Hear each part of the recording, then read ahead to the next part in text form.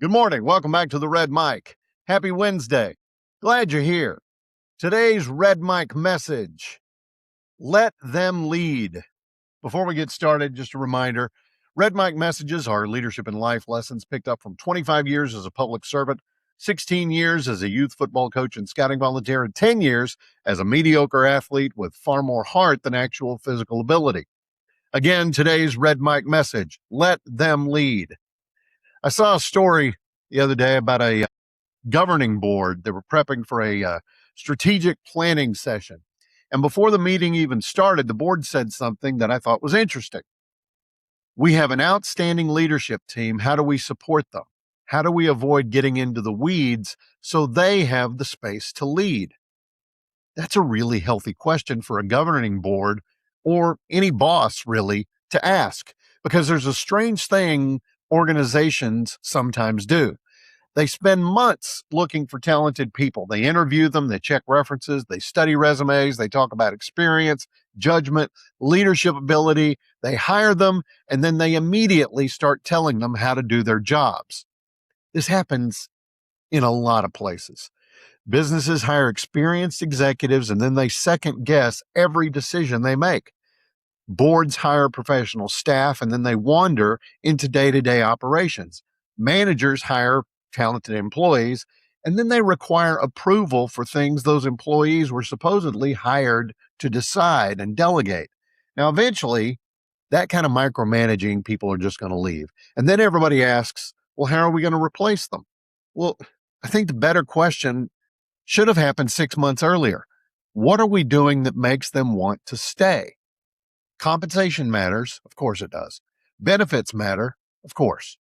Opportunity matters, but so does trust.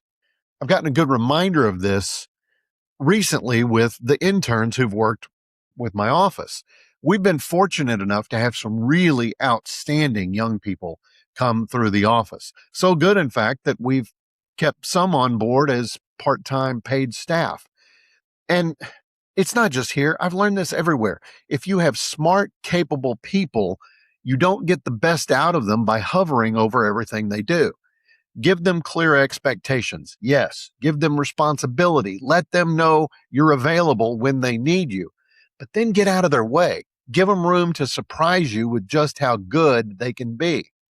Of course, be ready to jump in if they start falling on their face, but you can't make that your default.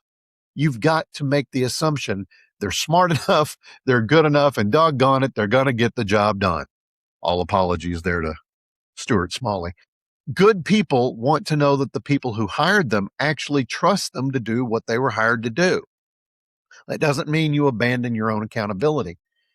I think it's the opposite. Good leadership means being clear about the destination, establish your expectations, measure results, and hold your people accountable if they don't deliver. But there's a difference between accountability and control.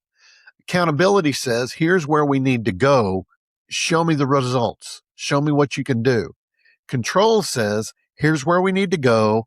I'm going to sit in the passenger seat. I'm going to tell you when to brake, when to change lanes, when to put on your blinker, what route to take. No, don't do that.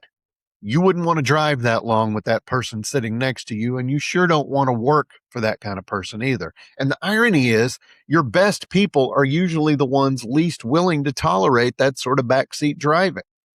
Talented people have options. If they are not trusted in one organization, eventually they'll find another one that trusts them to do what they know how to do. So I think a great retention strategy isn't another employee appreciation lunch, a survey, a strategic initiative, none of that. It's so much simpler.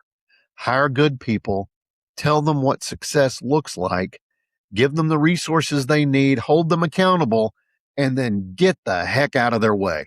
It's going to end up paying off for you in the long run. They're going to be happier. They're going to be more productive. You're going to get more done, and it frees you up to do the jobs that you need to do. Trust is not the absence of accountability. It's what makes meaningful accountability possible. And if you've hired capable people, don't measure your leadership by how many of their decisions you make for them.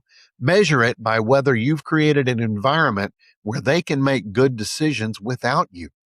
Because the biggest threat to keeping great leaders and great workers around isn't another organization recruiting them away. It's making it impossible for them to do their work. So set the direction, set the guardrails, hold your people accountable for the results. And again, get the heck out of their way and let them do their job. That's why you hired them. And that's today's Red Mike message.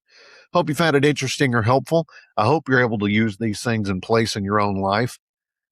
I appreciate you being here. Give me a like, a follow, and a share. If you agree with what I'm saying, let me know in the comments. If you think I'm full of it, let me know that too. I'd love to hear from you. I'll see you again tomorrow. And until next time, don't forget, as always, life is short. Drink the bourbon.